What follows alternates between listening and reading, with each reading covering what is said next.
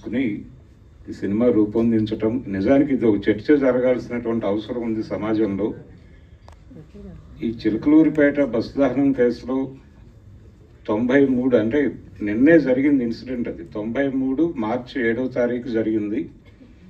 మార్చి 8వ తారీఖు మనం 32 సంవత్సరాల తర్వాత మాట్లాడుకుంటున్నాం. ఇప్పుడు వీళ్ళు అప్పటి నుంచి జైల్లోనే ఉన్నారు. మధ్యలో ఒక్కసారి పెరవలు తీసుకుని చలపతిరావు బయటకు వచ్చాడు, కానీ విజయవర్ధన్ రావు లోపలే ఉన్నాడు అప్పటి నుంచి టోటల్గా. ఇతను అంటే వీళ్ళు ఎందుకు మగ్గిపోతున్నారు, అంతకాలం ఎందుకు ఉండాలి జైల్లో అంటే, చాలామందికి లైఫ్ అని ఒక లైఫ్ అంటే 14 సంవత్సరాలు అని చెప్పి ఒక అనుమానం, ఒక ఇది ఉంటుంది, ఒక నమ్మకం. కానీ లైఫ్ ఈజ్ లైఫ్ అని ఒక జడ్జిమెంట్ ఉంది. అందుకని వాళ్ళు చనిపోయే వరకు లోపలే ఉండాలా, మిగిలిన వాళ్ళందరూ ఎలా వచ్చేస్తున్నారు అంటే, ఇందులో చర్చించినటువంటి 3 చుండూరు, అలాగే ఈవెన్ కారంచేడు కేసులో కూడా ఎవరికి పెద్దగా శిక్షలు పడలేదు, ఒక పర్సన్కి తప్ప. ఇలా న్యాయానికి కూడా కులం ఉందా అంటే, కేజీ సత్యమూర్తి గారు దీని మీద ఒక పోయం రాస్తూ, చలపతి విజయవర్ధన్ రావుల గురించి ఒక పోయం రాస్తూ, అంటే వాళ్ళకు ఉరి శిక్ష పడింది. అప్పుడు ఉరి రద్దు కోసం ఒక ఉద్యమం జరిగింది. ఆ ఉరి రద్దు కోసం జరిగినటువంటి ఉద్యమం సందర్భంగా కేజీ సత్యమూర్తి గారు రాసినటువంటి ఒక పోయంలో అంటే ఉరి కంబానికి జంధ్యం ఉంది అని చెప్పి ఒక వాక్యం రాశాడు ఆయన. అది విపరీతంగా కదిలించినటువంటి వాక్యం. అంటే మనం కులం లేదు, అంతా ఏం లేదు అనుకుంటాం, కానీ ఇప్పటికీ భారతదేశంలో కులపరమైనటువంటి దోపిడీయే, కులపరమైనటువంటి అణిచివేతే నడుస్తోంది అనేది మనకు చాలా స్పష్టంగా అయ్యేటువంటి కేసు ఇది, చిలకలూరిపేట.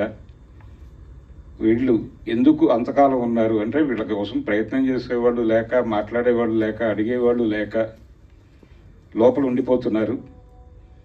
ఈ మధ్యకాలంలో నేను చాలా సందర్భాల్లో, అంటే ఆంధ్రప్రదేశ్ హోంమంత్రి గారు అనిత గారిని కూడా కలిశాను 2 సార్లు.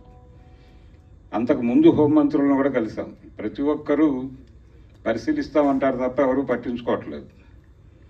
93లో వీళ్ళు జైలుకు వచ్చినప్పుడు, రాజమండ్రి జైలుకు వచ్చినప్పుడు, నేను వేరే కేసులో జైల్లోనే ఉన్నాను. అప్పుడు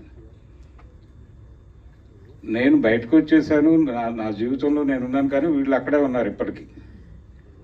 కాబట్టి కులపరమైనటువంటి ఒక వివక్ష కొనసాగుతూ ఉంది ఈ సమాజంలో.